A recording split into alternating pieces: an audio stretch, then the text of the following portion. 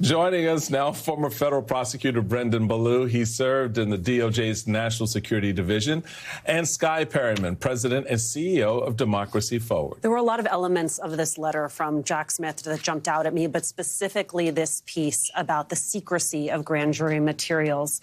His lawyers write, Smith is prepared to answer questions about the special counsel's investigation and prosecution, but requires assurance from the Department of Justice that he will not be punished for doing so.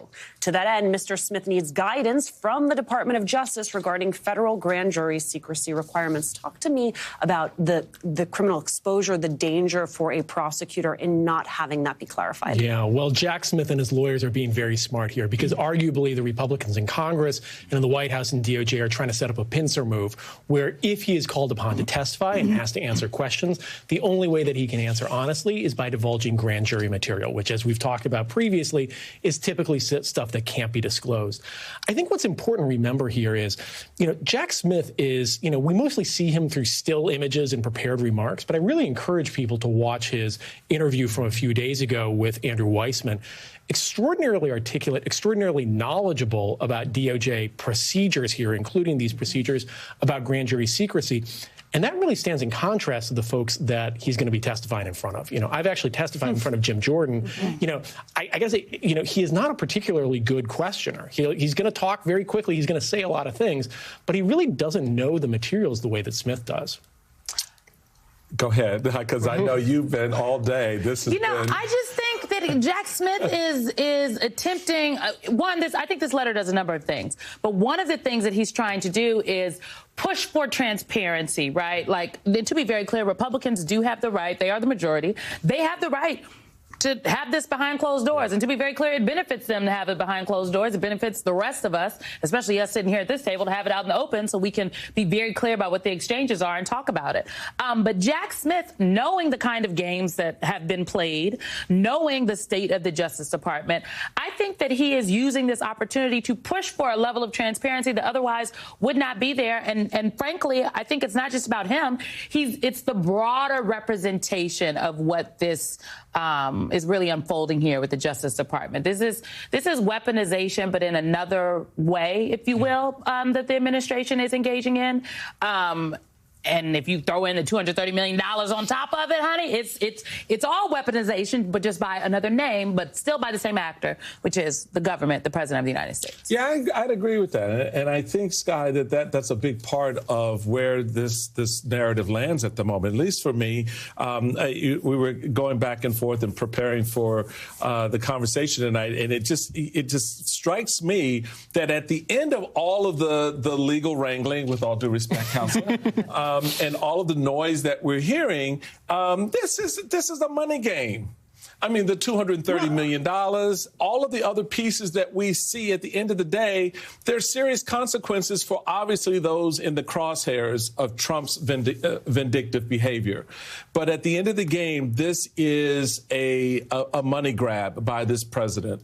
And I just wonder, how do you see that piece fitting into the overarching legal analysis and because you and your organization are very much on the front line, legally going after the bad stuff this Trump administration is doing. How do you see that piece fitting into the conversation? Well, I think the real question here is what is the president and what are congressional Republicans hiding?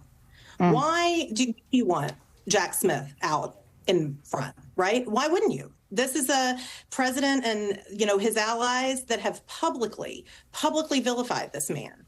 And yet they don't want to have a hearing in public. They want to have it behind closed doors with Jim Jordan. You see that. And then you have these other things coming out of the Department of Justice, whether it's weaponizing the Department of Justice against the president's perceived political enemies, Letitia James or Adam Schiff, and you have prosecutors saying there's not enough here to go after these people.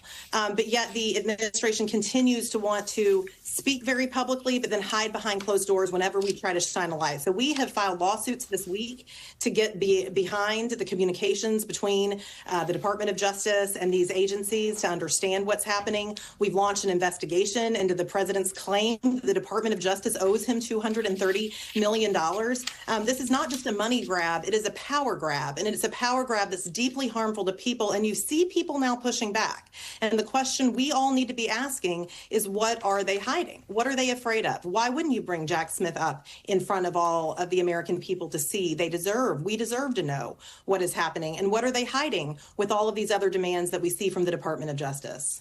You know what? Maybe, I mean, to answer Skye's question and just thinking about it, Alicia, maybe the answer is what they're hiding or trying to hide is the fact that the president is actually not a victim. He was, in fact, the perpetrator of the crimes of which he was accused. You know, he has very effectively, to a subset of the American people, especially folks that watch Fox News all day long, positioned himself as a victim. And so even now, with what they are doing with Jack Smith, they are attempting to cement this very, segmented narrative into the mainstream. Right. And that is why you see someone like Kelly Hayes, an experienced federal prosecutor, telling Todd Blanche, there's not enough here on the shifting, which now seems to be the chorus of the season, right?